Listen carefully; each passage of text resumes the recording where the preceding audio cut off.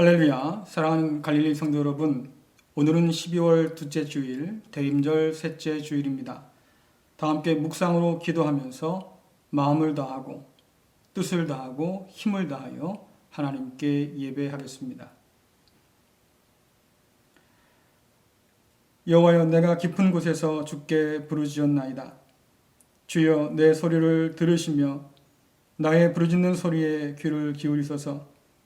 나 곧 내 영혼은 여호와를 기다리며 나는 주의 말씀을 바라는도다. 파수꾼이 아침을 기다림보다 내 영혼이 주를 더 기다리나니 참으로 파수꾼이 아침을 기다림보다 더하도다. 아멘. 우리의 깊은 곳에서 부르짖는 소리를 들으시는 하나님 아버지, 함께 모이지 못하는 슬픔 속에서 각자의 처소에서 하나님 앞에 모였습니다. 주를 향한 간절함을 은혜와 기쁨으로 채워 주옵소서. 예수님의 이름으로 기도드리옵나이다. 아멘. 다 함께 사도신경으로 신앙을 고백하시겠습니다. 전능하사 천지를 만드신 하나님 아버지를 내가 믿사오며 그 외아들 우리 주 예수 그리스도를 믿사오니 이는 성령으로 잉태하사 동정녀 마리아에게 나시고 본디오 빌라도에게 고난을 받으사 십자가에 못 박혀 죽으시고 장사한 지 사흘 만에 죽은 자 가운데서 다시 살아나시며 하늘에 오르사 전능하신 하나님 우편에 앉아 계시다가 저리로서 산자와 죽은 자를 심판하러 오시리라. 성령을 믿사오며 거룩한 공예와 성도가 서로 교통하는 것과 죄를 사하여 주시는 것과 몸이 다시 사는 것과 영원히 사는 것을 믿사옵나이다. 아멘. 교동문은 117번 구주강림 세 번째 것입니다. 함께 교독하겠습니다. 광야와 메마른 땅이 기뻐하며 사막이 백합화같이 피어 즐거워하며 무성하게 피어 기쁜 노래로 즐거워하며 레바논의 영광과 갈멜과 샤론의 아름다움을 얻을 것이라. 그것들이 여호와의 영광 곧 우리 하나님의 아름다움을 보리로다. 너희는 약한 손을 강하게 하며 떨리는 무릎을 굳게 하며 겁내는 자들에게 이르기를 굳세어라. 두려워하지 말라. 보라, 너희 하나님이 오사 보복하시며 갚아줄 것이라. 하나님이 오사 너희를 구하시리라 하라. 그때 맹인의 눈이 밝을 것이며 못 듣는 사람의 귀가 열릴 것이며 그때 저는 자는 사슴같이 뛸 것이며 말 못하는 자의 혀는 노래하리니 이는 광야에서 물이 솟겠고 사막에서 시내가 흐를 것임이라. 뜨거운 사막이 변하여 못이 될 것이며 메마른 땅이 변하여 원천이 될 것이며 승량이 눕던 곳에 풀과 갈대와 부들이 날 것이며 거기에 대로가 있어 그 길을 거룩한 길이라 일컫는 바 되리니 깨끗하지 못한 자는 지나가지 못하겠고 오직 구속함을 입은 자들을 위하여 있게 될 것이라. 아멘. 다음에 찬송가 66장 부르시겠습니다.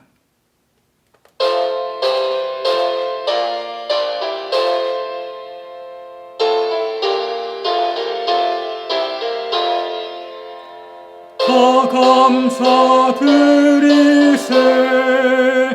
온 마음을 주께 바쳐 그 섭리 놀라워 온 세상 기뻐하네.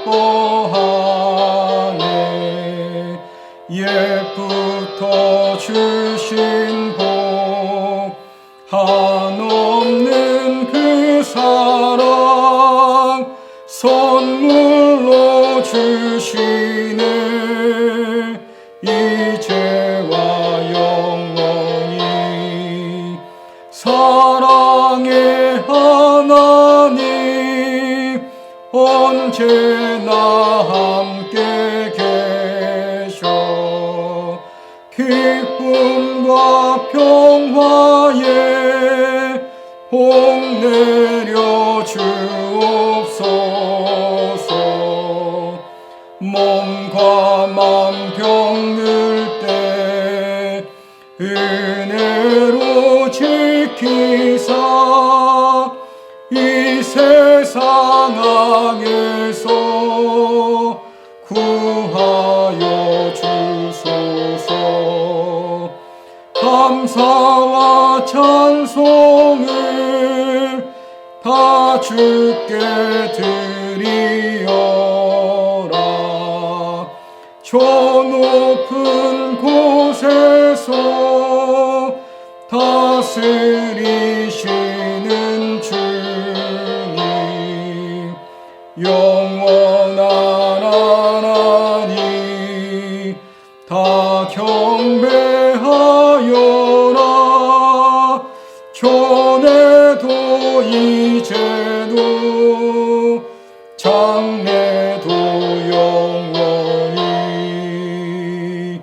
아멘.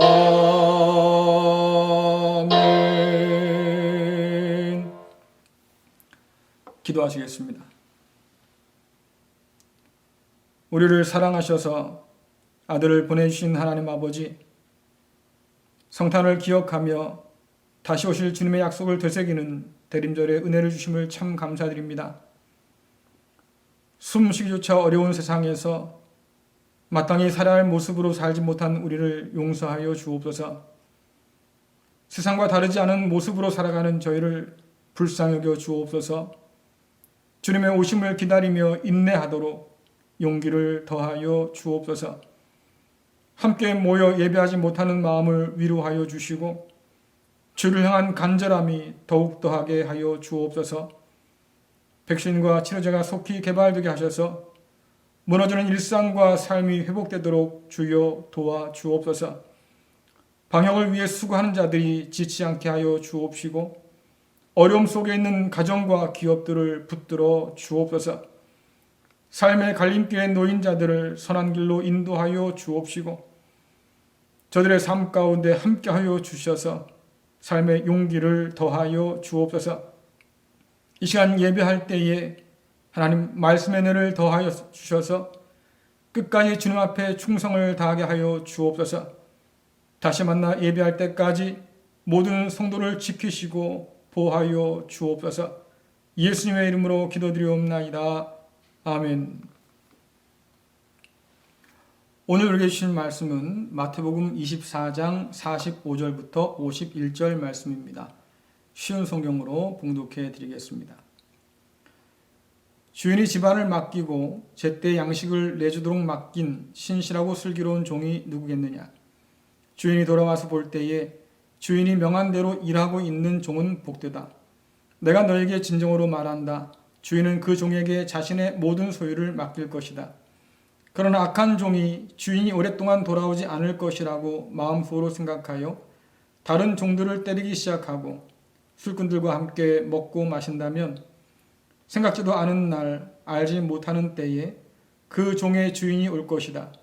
그때 주인은 그 종에게 벌을 내리고 그 종을 위선자처럼 여길 것이다.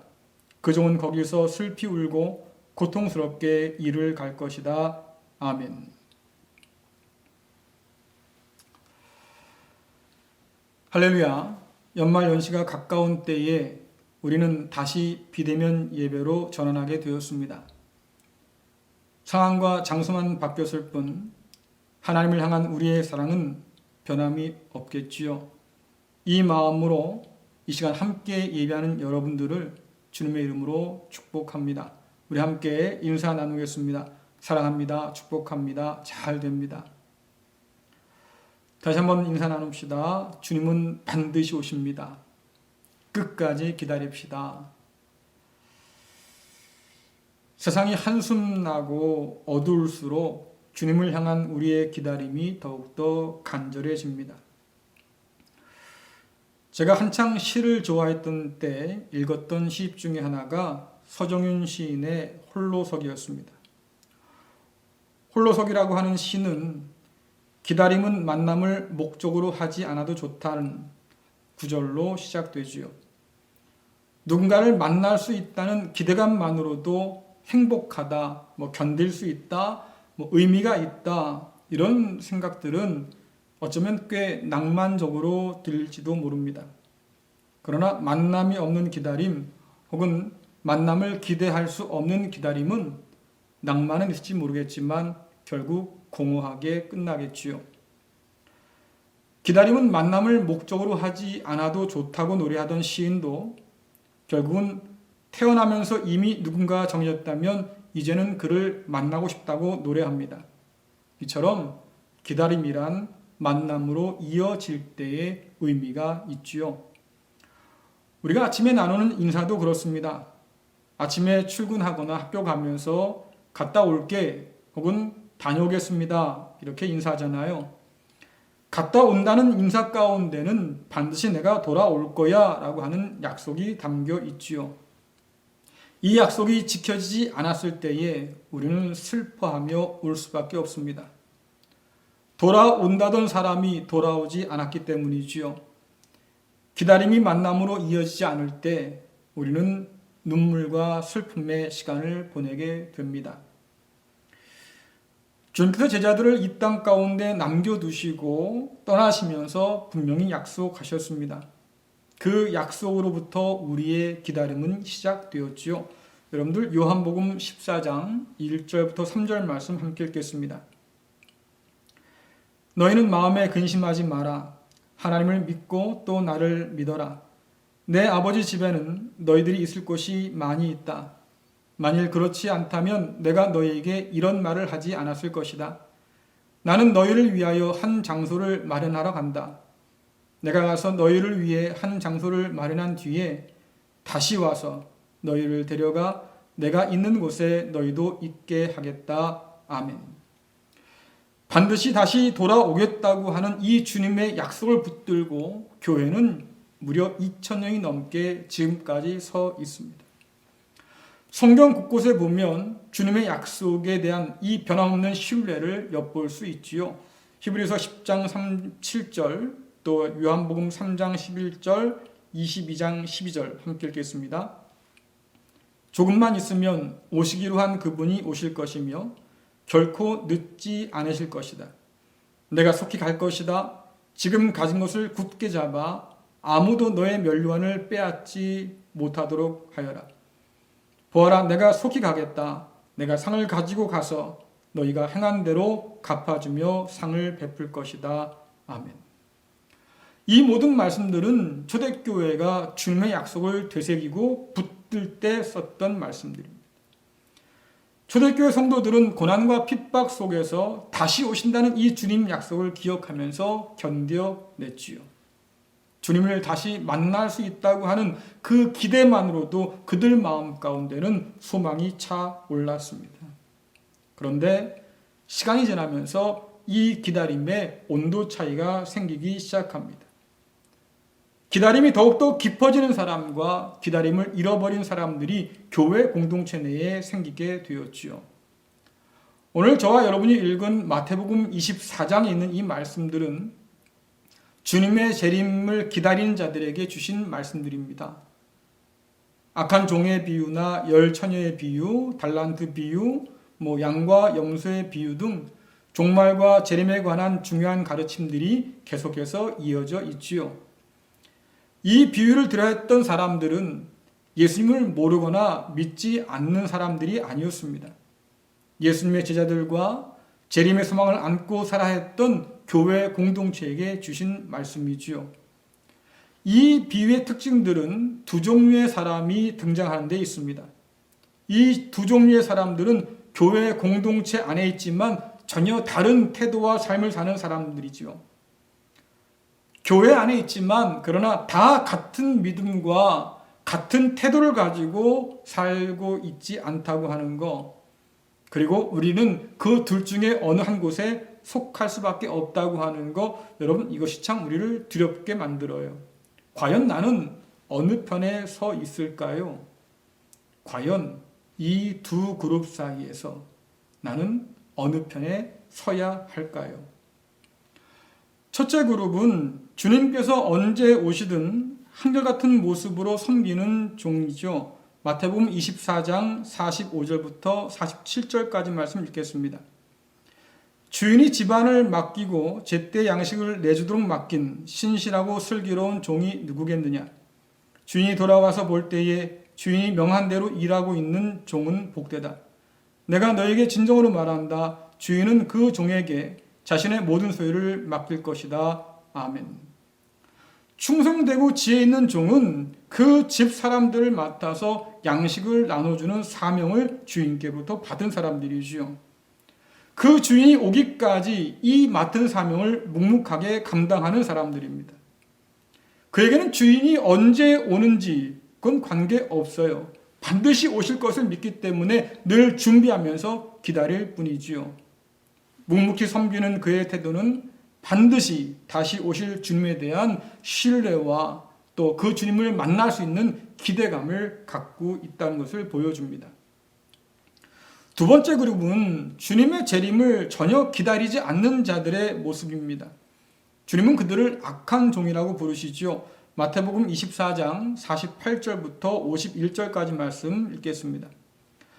그러나 악한 종이 주인이 오랫동안 돌아오지 않을 것이라고 마음속으로 생각하여 다른 종들을 때리기 시작하고 술꾼들과 함께 먹고 마신다면 생각지도 않은 날 알지 못하는 때에 그 종의 주인이 올 것이다. 그때 주인은 그 종에게 벌을 내리고 그 종을 위선자처럼 여길 것이다. 그 종은 거기서 슬피 울고 고통스럽게 이를 갈 것이다. 아멘. 그들은 주님이 더디 오신다고 생각한 나머지 자기 멋대로 사는 사람들. 악한 종이 주인을 기다리지 않는다는 것은 그의 행동에서 이미 드러나고 있지요. 주인이 오지 않을 것처럼 함부로 행동하기 때문입니다. 다시 오실 주인이 두렵지 않은 거예요. 말씀 보니까 악한 종이 다른 동료를 때린다고 하지 않습니까? 여러분 누굴 때리겠어요? 주인이 오심을 기다리면서 성실하게 섬기는 종들이겠지요. 주인을 기다리지 않는 종이 주인을 기다리는 종을 비웃고 조롱하면서 때립니다. 그들의 충성을 비웃고 방해하지요. 그들은 마치 베드로후서에 등장하는 사람들을 생각나게 합니다. 여러분 베드로후서 3장 3절부터 4절 말씀 읽어보겠습니다. 마지막 때에 어떤 일이 일어날지 분명히 아십시오. 사람들이 자기들을 하고 싶은 대로 악한 일을 하며 여러분을 비웃을 것입니다. 그들은 다시 온다고 약속한 예수는 도대체 어디 있습니까? 우리 조상들은 죽었고 이 세상은 창조된 후로 달라진 게 없지 않습니까? 라고 말할 것입니다. 아멘. 기다림을 잃어버린 사람에게는 하루가 천년처럼 길지요. 그러니까 지루하고 조급해집니다. 언제 오냐고, 오신다고 한 지가 언젠데 아직도 오시지 않는 걸 보면 오지 않는 게 아니냐고 말이지요. 그들은 불평과 의심에서 그치지 않아요. 자기들이 하고 싶은 대로 악한 일을 하면서 주님을 기다리는 사람들을 비웃고 또 괴롭힌다고 성경은 말하고 있습니다. 여러분 이러한 일들은 그때만 있는 게 아니에요. 오늘날에도 일어나고 있지요. 몇 해 전 무신론 단체가 영국 버스에 무신론을 부추기는 광고를 부착했다고 합니다. 그 버스에는 이렇게 쓰여 있었어요. 아마도 하나님은 없는 것 같으니 이제 걱정하지 말고 인생을 즐겨라. 하나님이 계신다고 믿으면서 주님 오심을 기다리는 사람들을 그들은 비웃고 걱정하지 말고 인생을 마음껏 즐기라고 말합니다. 돌아와서 심판할 하나님 따위는 없으니까 하고 싶은 대로 말이죠. 마음대로 살라고 그렇게 지금 권하고 있는 거지요. 여러분 어떻습니까? 참 달콤하게 들리지 않아요? 선악과를 따먹어도 죽지 않을 테니 맘 놓고 따먹으라는 이 뱀의 유혹만큼이나 참 달콤하잖아요. 하나님 없으니까 내 마음대로 살아도 누구도 뭐라고 할 사람 없다. 마지막 날에 오셔서 말이죠. 우리가 행한 대로 하나님 심판한다고 하는데 그런 하나님은 없으니까 내 마음대로 하고 싶은 대로 그렇게 살아도 괜찮다. 여러분 반드시 주님이 오신다고 하는 이 약속은 언제나 현실과 타협하라는 유혹과 마주하게 됩니다. 신은 없다. 부활도 없다. 재림도 없다. 그러니까 다시 오신다고 약속한 주님을 기다릴 이유도 없다. 오직 오지 않을 주님을 기다리는 그 어리석음에서 벗어나서 마음대로 살 수 있는 것이 인간에게 주어진 권리라고 그렇게 주장하는 거지요. 주님이 돌아오신다고 하는 기대는 눈꽃만큼도 찾아볼 수 없습니다. 실상 주님을 기다리며 깨어있는 모습을 발견하기란 참 어렵지요. 주님께서 그런 말씀 하셨잖아요. 믿는 자를 찾아보기 어려울 것 같다. 내가 올 그날의 말입니다. 이런 주님의 걱정이 사실은 이해될 만큼 우리는 그 기다림을 잊고 살지는 않습니까? 기다림은 만남을 목적으로 하지 않아도 좋다고요? 우리는 아예 기다림조차 없는 모습으로 살고 있는 것 같습니다. 그러니까 세상과 다르게 살 이유가 없는 거예요.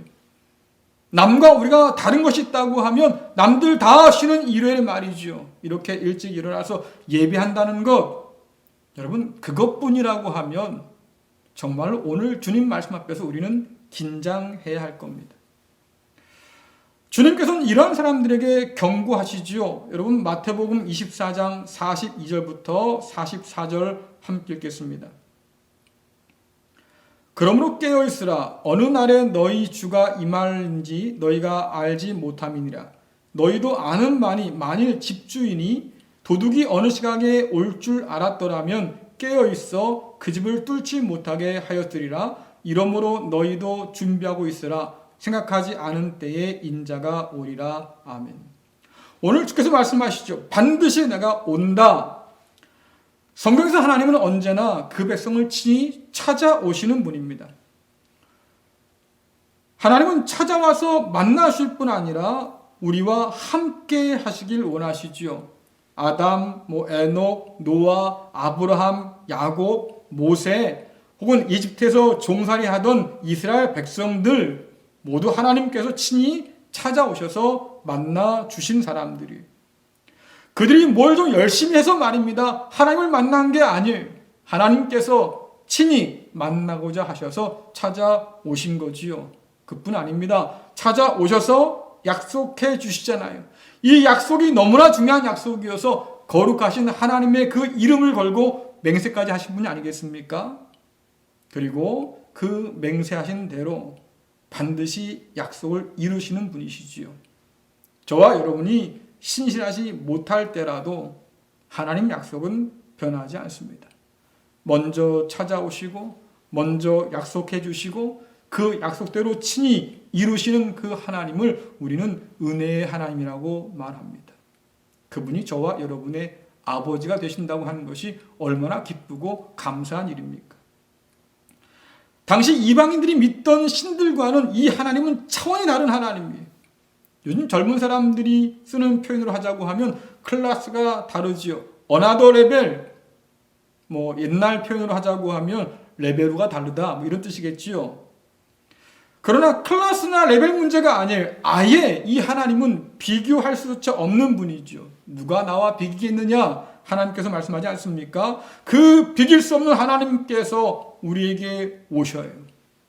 그리고 뭐라고 말씀하십니까? 내가 너희를 평가할 거다. 충성되고 지혜 있는 종과 악한 종을 나눌 거야. 준비된 들러리와 준비되지 못한 자를 나눌 거야. 너희 가운데서 양과 염소를 나눌 거야 라고 말씀하시죠. 여러분 그날이 온다고 하면 우리는 과연 어느 편에 서 있을까요? 주님께서 칭찬하시고 기뻐하시는 충성되고 지혜로운 사람 편에 서 있을까요? 주님께서 오심을 끝까지 준비했던 말입니다. 그런 충성된 사람 편에 서 있을까요? 주께서 우리에게 주신 말씀을 따라서 말입니다. 순종했던 사람들 편에 서 있을까요? 과연 우리는 어느 편에 서 있게 될까? 때로는 얄팍한 생각을 하는 사람도 있습니다. 마치 숙제를 하다 말고 TV를 보다가 엄마 아빠가 들어오시는 소리에 말입니다. 후다닥 TV를 끄고 숙제하는 척하는 아이처럼 예수님이 오시기 직전에 내가 믿는 척 하면 되겠지. 그 전까지는요, 내 마음대로 살다가 주님께서 오신다고 하면 그때 내가 예수님 믿는다고 하면 되겠지. 여러분들, 그러나 잘못 생각하는 거예요. 왜냐하면 그날은 도적같이 생각하지 못한 날에 알지 못하는 그 시각에 온다고 분명히 말씀하고 있잖아요. 기별하고 오는 것이 아니에요. 아무도 모르는 순간에 우리에게 온다고 말씀합니다. 사람들은 주님께서 언제 오실까를 굉장히 궁금해합니다. 오늘날 종말에 관해서 많은 관심 있는 사람들 한번 생각해 보세요. 그들은 종말이 가깝다면서 호들갑을 떨잖아요. 자, 그런데 여러분들 교회 역사 2000년 역사상 이런 사람이 없던 때가 없었습니다. 날짜를 계산하고 징조를 관찰하고 말이죠. 그들이 스스로 말하지 않습니까? 나는 깨어있는 사람이다.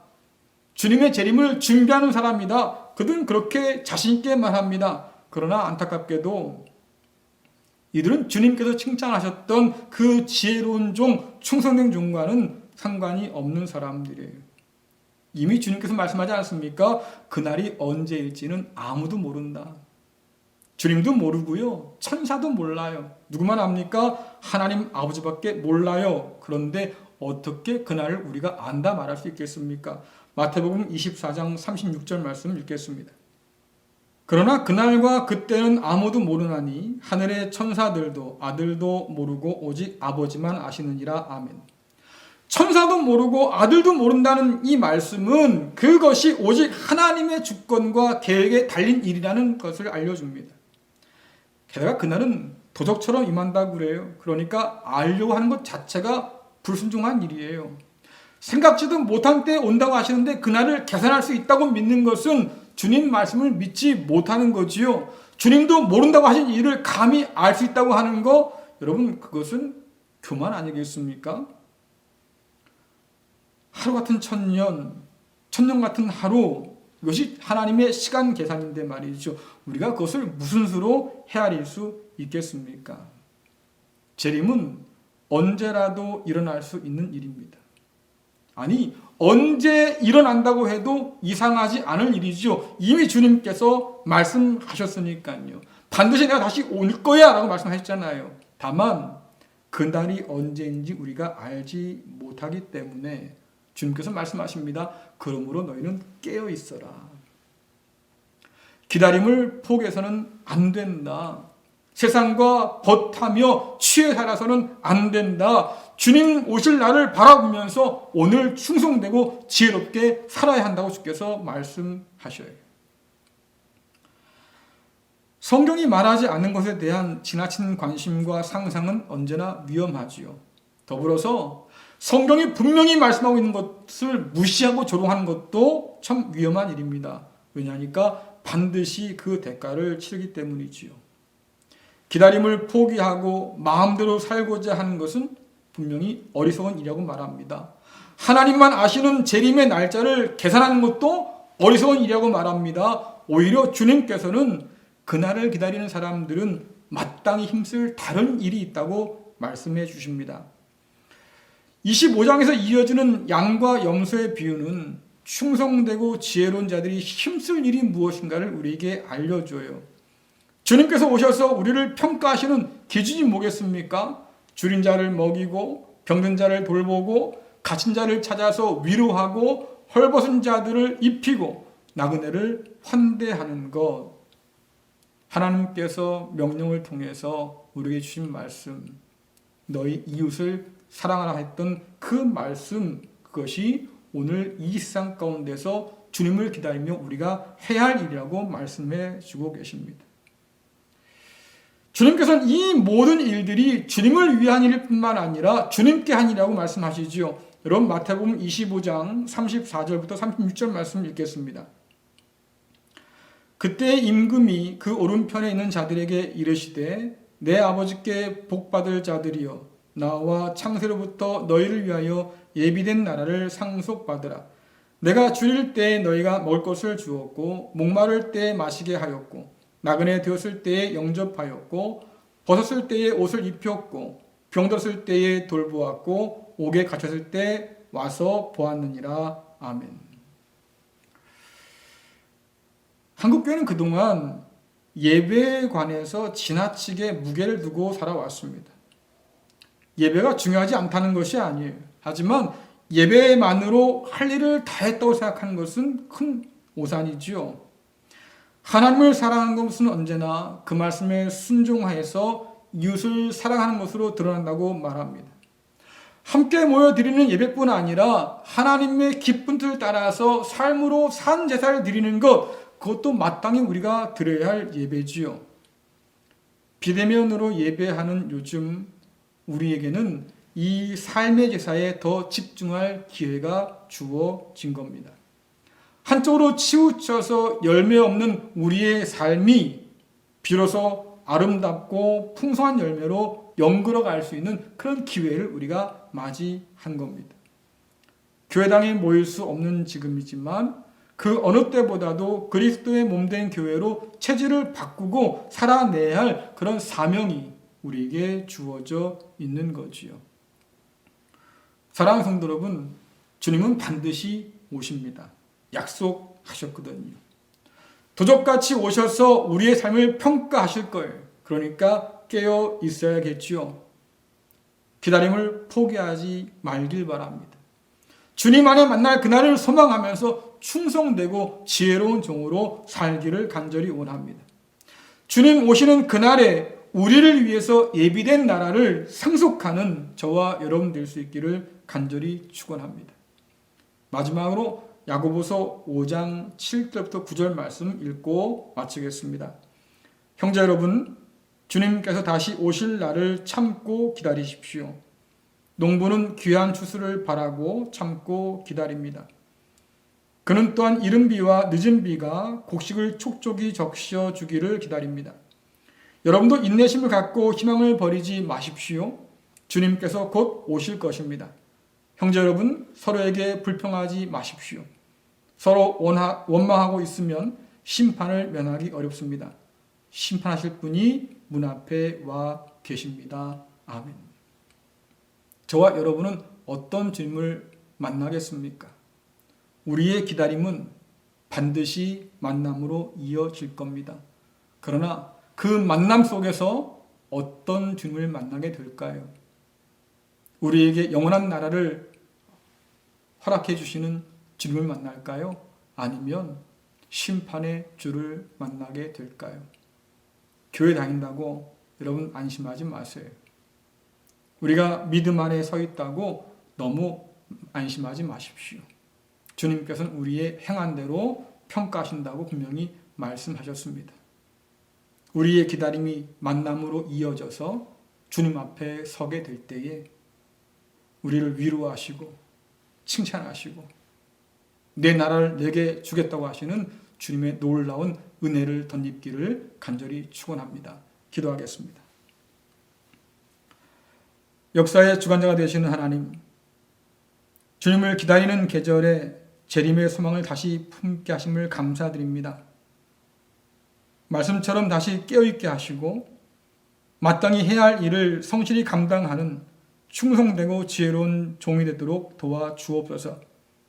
얻은 세상을 복음으로 비추게 하여 주셔서 다시 오실 주님께서 예비하신 그 나라를 얻게 하여 주옵소서. 우리의 기다림이 만남으로 이어질 때에 그 끝에서 주님을 만날 때에 잘했다 칭찬하시는 주님 앞에 설 수 있도록 우리 모두를 인도하여 주옵소서. 예수 그리스도의 이름으로 기도드리옵나이다. 아멘. 다 함께 찬송가 179장 부르시면서 준비한 예물 하나님께 드리겠습니다.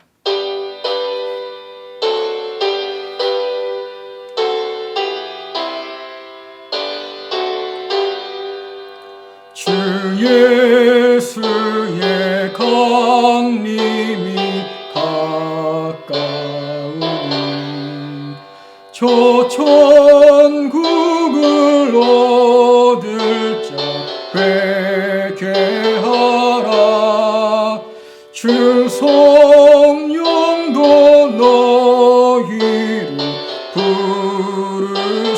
부르시고 무천사도 나와서 영접하네. 주 예수님 너희를 찾으시니 외심을 하면서 오지 않나.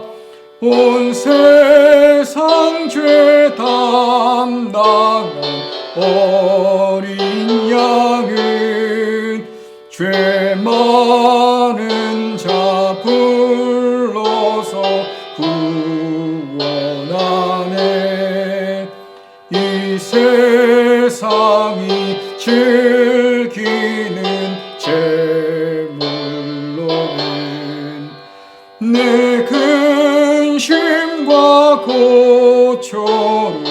못 면하리. 또 숨질 때 위로를 못 얻으며 저 천국에 갈 길도 못 찾으리. 내 아버지 주시는 생명 양식 다 배불리 먹고서 영생하라. 고는 힘을 버리고 주께 오면 그 한없는 자비를 힘입으리. 기도하시겠습니다. 모든 것에 풍성하신 하나님 아버지, 하나님의 은혜를 기억하며 이 시간 귀한 예물을 올려드립니다. 특별히 모이지 못함으로 인하여서 온라인을 통해서 예물을 드리오니 하나님 기쁘게 받아 주옵소서. 아들까지 아끼지 않고 내어주신 하나님의 은혜 앞에서 기뻐하게 하시고 감사하게 하여 주옵소서. 어려움 중에도 기쁨으로 드리는 주의 백성들을 기억하여 주셔서 하늘의 풍성한 은혜와 땅의 기름진 복으로 더하여 주옵소서. 이 험한 세상 가운데서 주와 동행하면서 영원한 그 나라를 소망할 수 있도록 믿음을 더하여 주옵소서. 예수님의 이름으로 기도드리옵나이다. 아멘.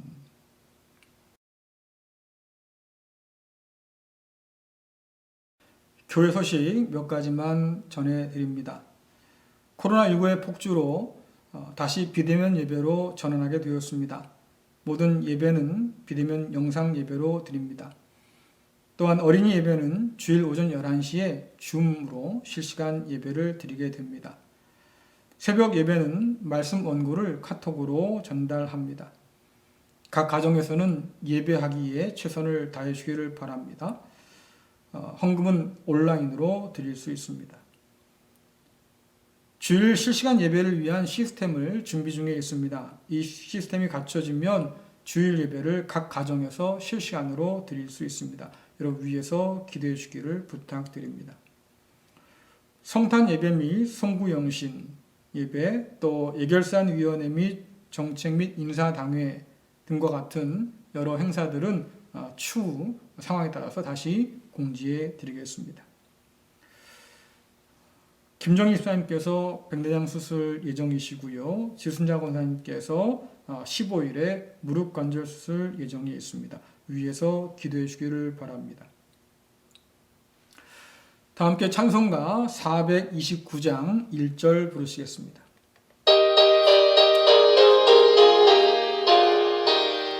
세상 모든 풍파 너를 흔들어 약한 마음 낙심하게 될 때에 내려주신 주의 복을 세어라. 주의 크신 복을 내가 알리라. 받은 복을 세어 보아라. 크신 복을 내가 알리라. 받은 복을 세어 보아라. 주의 크신 복을 내가 알리라. 기도하시겠습니다. 이제는 다시 오시겠다고 약속하신 우리 주 예수 그리스도의 은혜와 택한 자들을 친히 찾아오셔서 만나주시고 약속하시며 이루시는 하나님 아버지의 그 크신 사랑하심과 재림의 소망 안에서 인내하며 견디게 하시는 성령님의 능력 주심이 다시 오실 주님을 기다리며 충성되고 지혜로운 종으로 살길 다짐하는 사랑하는 갈릴리 교회 성도와 저들의 가정과 기업과 자녀 위에 이 땅 위에서 줄이고 목마르며 갇히고 상한 자들과 저들을 돕는 모든 사역 위에 또한 코로나19로 지쳐가는 이 나라와 온 세계 위에와 방역과 치료를 위해 애쓰는 모든 자들 위에 지금부터 영원토록 함께 하시기를 간절히 축원하옵나이다. 아멘.